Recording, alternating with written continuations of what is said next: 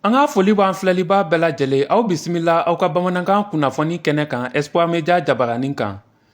Conseil des ministres mun kɛra arabadenw mɛ kalo tile 7 san 2025 n'o ye ministriw ka sigikafɔ ye o kɔnɔna la sa o kɔni y'a yira k'a fɔ ko parti politikiw ka wulikajɔw n'u ka ɲaaɲɛw bɛɛ lajɛlen kɔni dulonnen don wa o dɔrɔn tɛ jɛkulu minnu bɛ yen n'u bɛ politiki baaraw kɛ association olu bɛɛ lajɛlen ka baaraw ɲɔngɛrɛnnen don fo ka taa fɔ ko yamariya kura dir'u ma tuma mun na.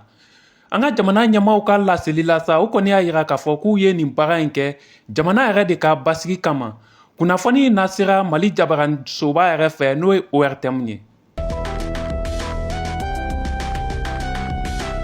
Bamako procureur général n'o ye Amadou Di Balobo Guindo ye ale kɔni ye bataki bɔ ka bisa ka bɛn tagata don yɛrɛ ma mɛ kalo tile 6 san 2025 a ka laseliw kɔnɔna la sa a kɔni y'a yira k'a fɔ ko maa dɔw kɔni wulilen don nin waati laban ninnu na u bɛ ka waleya juguw ta waleya jugu minnu n'a bɛ kɛ sababu ye ka adamadenw na révolter k'u su k'u kɛ kojugu kan wa o dɔrɔn tɛ u bɛ ka kumakan juguw fana ta ka ɲɛsin an ka jamana ɲɛmaaw ma.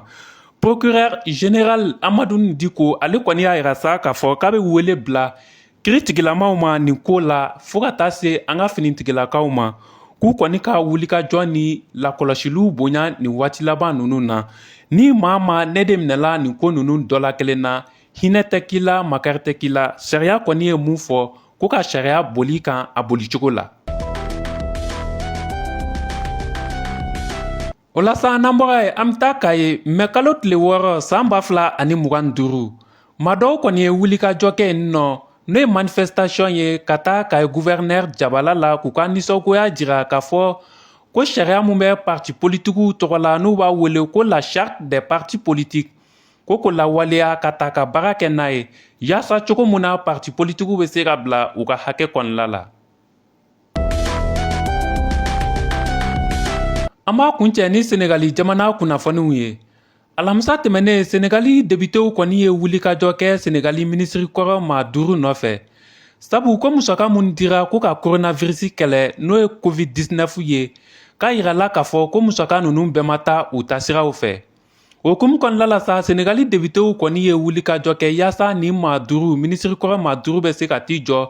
kiritigilamaw ɲɛfɛ cogo mun na k'u yɛrɛ ɲɛfɔ nin ko kan. Nin ko in kɔni bɛ ka kɛ hukumu min kɔnɔna la sa u ka président kura mun bɛ yen nɔ n'o ye Bassirou Diomaye Faye ye n'ale yɛrɛ kɔni sigira président la san 2024 wagatiw la ale kɔni kɛlen don ka politiki kura de sigi sen kan yaasa cogo mun na yuruguyurugu a bɛ se ka kɛlɛ ka bɔ Senegali jamana kɔnɔ.